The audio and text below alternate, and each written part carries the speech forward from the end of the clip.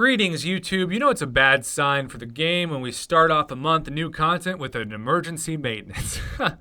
I went to download the new version of the game, and immediately as I opened it, it was crashed, emergency maintenance. But thankfully, right before it crashed, I was able to find this link through the inbox messaging of Havok, because one thing I love to do when a new champion comes out is analyze the synergies of that champion, because Kabam has two options when they want to buff a champion.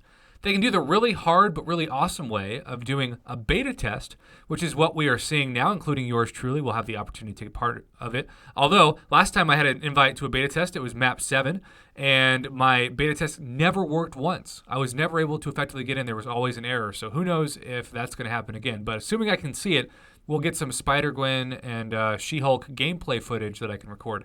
But until then, let's talk about the other way that Kabam buffs your champions that suck. They add on these synergies, which is brilliant on their part. I always give them credit for this being a really genius marketing strategy, because it makes you have to spend money or at least hoard a bunch of crystal shards for when they come out to featured crystals. And then, of course, you only have a 4.2% chance of getting them, and even worse of a chance in a Grandmaster featured crystal. So let's see if this champion really is going to wreak havoc on the game, as his name would suggest. I also feel like he still looks like Black Bolt to me, like a cousin to Black Bolt. It just, everything about him screams Black Bolt to me. Maybe that's just me, but yeah, let's talk about this champion. We've got a bunch of information to behold about Mr. Havok, and we're gonna learn a whole bunch. Tomorrow is the big day, February 7th, blah, blah, blah. The health and the PI I don't really spend much time on, because this is usually based on a 4-star, so most people care about 5 stars at this point. Anyway, I do think where Havok gets to be very fascinating. So first, Havok's medium attacks, heavy attacks, and light combo ending attacks do not make contact and deal energy damage, which kind of reminds me of Quake in some ways. But yeah, that's fascinating. That could be getting around some really BS nodes if it doesn't actually make contact. I wonder even if that's going to help with things like Bane, when you think of things like charging Quake's heavy attack and not having it activate. Maybe even certain really, really, really tough nodes that just make it impossible to get around it. But Havok's medium 1 attack doesn't make contact, so be careful not just to muscle memory an attack back at him, thinking your parry will have stunned him out of his dash. So, does that mean when you parry Havok, when he's using a medium, it doesn't parry? Because if you don't make contact, then he won't be stunned, and therefore he's unstunnable on a medium? That's how I take it. What do you think, YouTube? I'm just reading it as we go. Havok generates a plasma charge every 5 seconds and can have a maximum of 10 plasma charges, while power locked, Havok's plasma charge generation increases to 2 charges every 5 seconds. That's pretty dang fast. Each time Havok receives energy damage or a critical hit, he gains 1 plasma charge. So if you've power locked him, especially with someone like Magic, he's still going to be able to increase his plasma charges really quickly, which is fascinating, because thinking that power locking is going to win this battle, Kabam's like, we're going to put something into the meta of this character to prevent him from stopping. So, pretty tricky. If affected by a power drain, Havok loses all his plasma charges. Okay, well, it looks like OG Vision can help with that, right?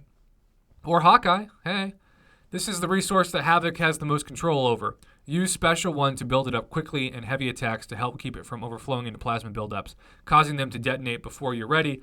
It's also worth noting that any power drain clears all of Havok's plasma charges, regardless of how big or small the drain is. And yes, power steals count too. Okay, so I have made the mistake in the past, and I will very much admit that. But sometimes I've read the description of champion's abilities, and I've either thought the champion wasn't going to be as good as that champion's going to be, like with Sabretooth, or that the champion was going to be way too good of a defender, like I said of Ghost. So what I'm trying to do now with these videos is talk about guaranteed outcomes, and that's where we have to scroll all the way down to Synergies. We will find out through the monthly event quests, and eventually through gaining this champion as an attacker, how good this champion actually is, and what scenarios make that champion really good. But for now, I do want to say this is what scares me the most when it comes to defense, because once you get up to 7+ prowess, all the hits of Havok's special attacks go unblockable. Now, if the attacks are really easy to evade, that's not a big deal. But if they're really hard to evade, it's going to be tricky, especially if you're fighting like a 6-star Awakened Havok on a really high mini-boss or even boss node of Alliance War. So we'll see. Maybe it will be nothing, and we'll look back on this video and laugh that we thought that was going to be a big deal at all. But whenever I see all in caps, the hits of Havok's special attacks go unblockable, I can't just ignore that when I'm reviewing the bio of a champion. But let's go all the way down to synergy bonuses, because this is what really you need to look at when you see this bio come up in the game. Synergy bonuses. Runs in the family. Mr. Sinister, Cyclops Blue Team, and Cyclops Unique Synergy. Havok gains 2 plasma charges after each special attack. Mr. Sinister well-timed blocks against contact attacks inflict degeneration, dealing 30% attack as direct damage. So basically, you can inflict degen just by parrying. That's pretty amazing. We don't know how good Mr. Sinister is going to be yet because he's a new champion in February, but I love that idea. It's only over 1 second, but with some right masteries, of course, you can make that stun last longer, and I wonder if the degen lasts accordingly. Cyclops armor break effects increase their duration by 100%. I do think that's going to make a difference with both Cyclopses when you're using those specials. And then old teammates, Wolverine and Nightcrawler. So this is one of the first synergies that caught my eye when I briefly looked this over before hitting the record button. Havok, each time Havok deals energy damage to the opponent, he has a 10% chance to gain 1 plasma charge. That's not the big one. Let's talk about Wolverine. Passively increases attack by 20%. So I read that as like the equivalent of a 20% attack boost of base attack while under the effect of a regeneration buff. And Wolverine constantly regens. So you're going to be doing a lot more damage with this synergy, at least how I read it, as long as that regen continues to proc. So that's really, really exciting because that's base attack that isn't also taking into account the bleed damage you'll do, assuming that the opponent is not bleed immune. Now the other regeneration, by the way, this is begin the fight in swashbuckling mode, and while in this mode, his chance to deep wound is increased by a flat 30%. That's really good for Nightcrawler because he can do a ton of good deep wounds damage, especially when you've got deep wounds maxed out as a mastery on top of that. But the Uncanny Avengers, Captain America, Wasp. So Havok, well-timed blocks grant +1 plasma charge, a plasma charge for every parry you use. That's awesome. Captain America, this is the one that really fascinates me. Passively increases attack, just like Wolverine, by 20%, just like Wolverine, of base attack when striking a debuffed opponent. So this is what I read this to be. I could be wrong, but for the record, this is what I think. If I was playing with Captain America, I would immediately hold block for 2 reasons. 1, his block proficiency is through the roof. But 2, you're going to cause that opponent to get a fatigue debuff, okay?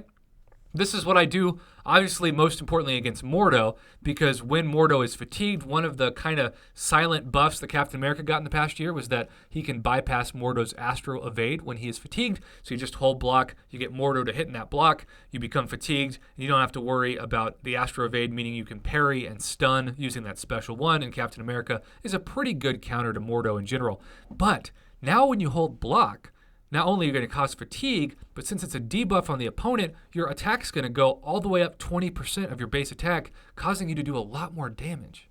That makes me excited if I'm a Captain America fan, especially if I have like a higher star, like a 5-star or even a 6-star Captain America. And then Wasp, when Wasp charges a heavy attack while hitting with a basic attack combo, she gains a passive fury effect, increasing her attack by 50% of her base attack for 3 seconds. So Wasp's heavy attack is already really, really good. If any of you have died to a Wasp, you know how you can get that reverse stun shock action going against you, and then she lays down a heavy and suddenly you're dead. I mean, that's happened to me a ton. Maybe it's just me. I am not good at fighting Wasps. Katie Canny, my dungeon partner, knows they still scare me. I am still allergic to Wasps in dungeons. But recommended masteries, Despair, which you should already have up if you run Void. Havok wants to stack Plasma build-up debuffs on his opponents for max damage anyway, so the Despair mastery can work quite well for him.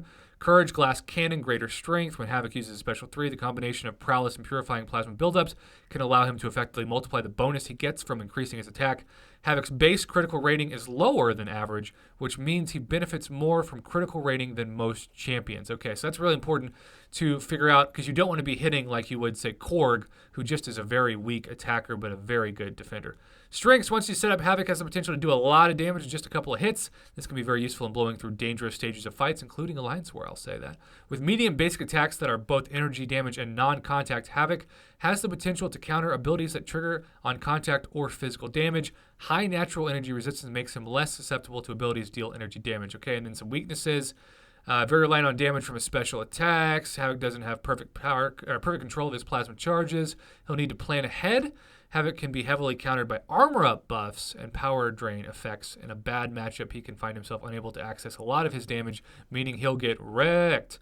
So, basically, what I take from this as a guarantee is that the synergy of Wolverine and Captain America along with Wasp, really exciting if you like those champions.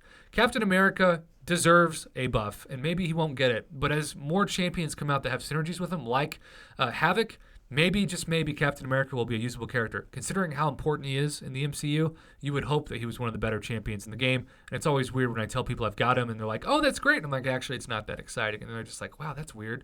He should be really good. I'm like, well, he should. He's just not. So there you go. Are you excited about these synergies? Are you going to go for Havok in a Grandmaster featured crystal or in the arena? Comment below and let me know. And as always, hopefully the emergency maintenance will stop emergency maintenancing, because that is not a good start to the monthly quest.